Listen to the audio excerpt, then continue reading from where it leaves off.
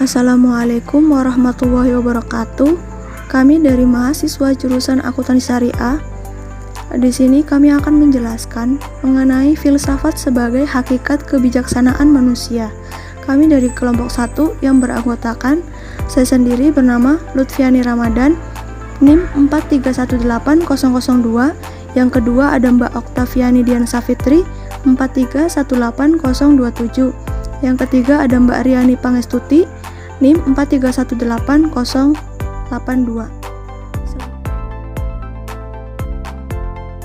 Materi yang pertama itu definisi filsafat, kegiatan berpikir dan kewajiban menuntut ilmu. Berfilsafat dapat dijelaskan sebagai kegiatan berpikir, sehingga filsafat merupakan dasar dari pengalaman setiap kegiatan manusia dalam kehidupan. Hasil dari kegiatan berfilsafat adalah pengetahuan. Salah satu jenis pengetahuan adalah ilmu, sehingga pada akhirnya menjadi dasar dari setiap perkembangan ilmu pengetahuan.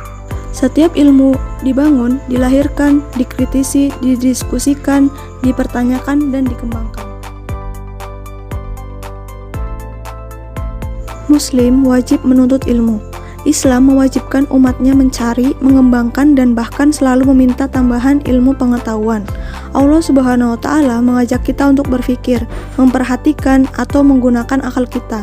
Hal ini dikatakan juga di tafsir Ibnu Katsir bahwa ilmu harus dimulai dari akal, lisan, dan diikat dalam bentuk lisan. Ada pendapat dari Burhanuddin Az-Zarnuji bahwa ilmu utama yang harus dipelajari adalah ilmu tentang tauhid. Kitab Ta'lim Muta'alim. Etimologi filsafat, cinta kebijaksanaan. Secara harfiah, filsafat berarti cinta akan kebijaksanaan. Ini menunjukkan bahwa orang tidak pernah sepenuhnya memahami segala sesuatu yang diwakili oleh kebijaksanaan dan harus terus-menerus mengejarnya. Melalui berfilsafat, kita dapat belajar menjadi bijaksana. Kebijaksanaan merupakan dasar bagi kehidupan manusia yang ideal. Kebijaksanaan mendorong untuk konsisten antara berpikir dan berkeinginan benar, sehingga ucapan senada dengan perbuatan. Kebijaksanaan juga mendorong perilaku untuk tidak berdasarkan kepentingan diri sendiri, tetapi berperilaku atas dasar bagaimana seharusnya manusia, yaitu menjunjung tinggi nilai kemanusiaan. Sekarang terminologi filsafat. Terminologi disebut aspek arti kata. Banyak sekali para ahli yang mendefinisikan filsafat. Berbeda dengan ilmu yang bersifat pasti, filsafat menimbulkan beragam pendapat. Setiap filsuf dan sesuatu aliran filsafati memberikan definisi filsafat yang berlainan sesuai dengan sesuatu segi yang menjadi pusat perhatiannya.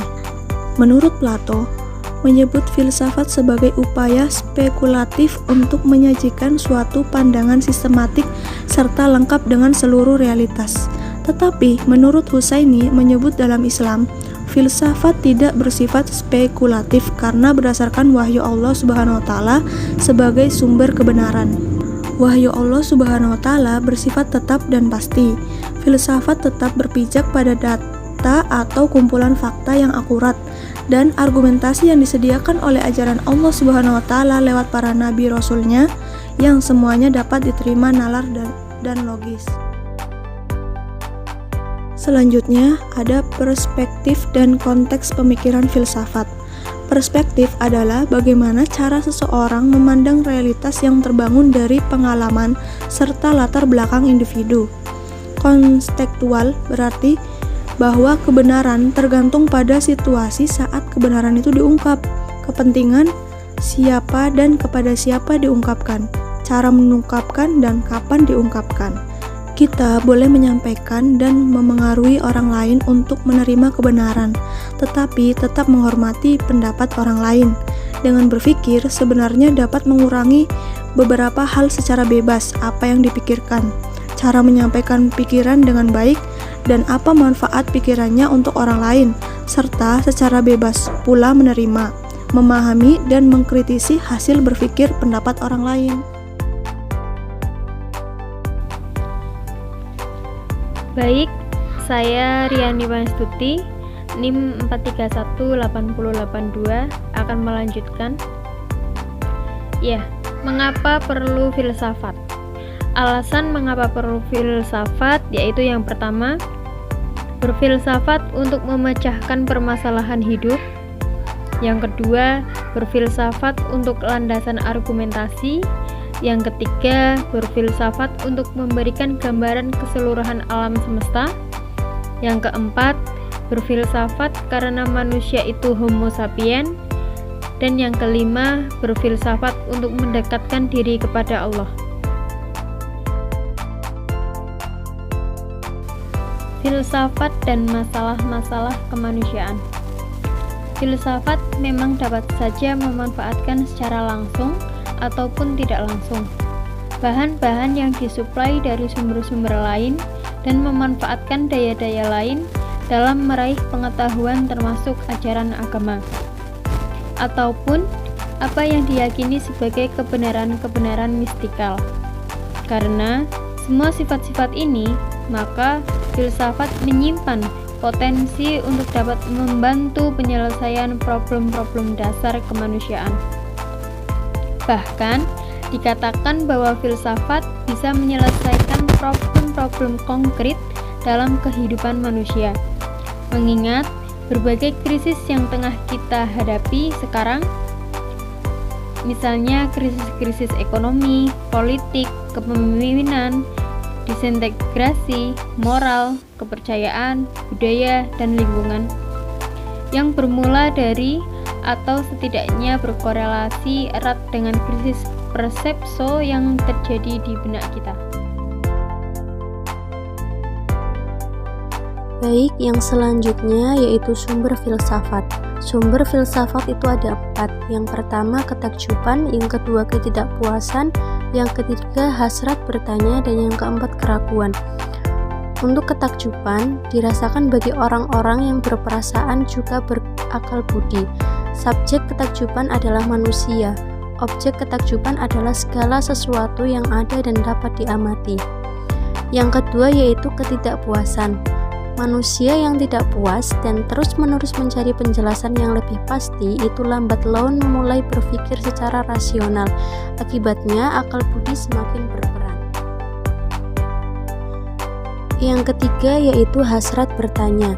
Hasrat bertanya membuat manusia mempertanyakan segalanya. Pertanyaan-pertanyaan yang diajukan ini tidak sekedar terarah pada wujud sesuatu, melainkan juga terarah pada dasar dan hakikatnya. Inilah yang menjadi salah satu ciri khas filsafat. Yang terakhir yaitu keraguan. Manusia selaku penanya mempertanyakan sesuatu dengan maksud untuk memperoleh kejelasan dan ketenangan mengenai sesuatu yang dipertanyakan itu. Dan untuk sebab yang terakhir yaitu cara berfilsafat. Di sini ada 3 cara. Yang pertama yaitu ontologi, yang kedua epistemologi, yang ketiga aksiologi. Untuk ontologi sebenarnya berbicara terkait hakikat dari suatu wujud. Untuk itu, pertanyaan yang identik dengan ontologi adalah apa?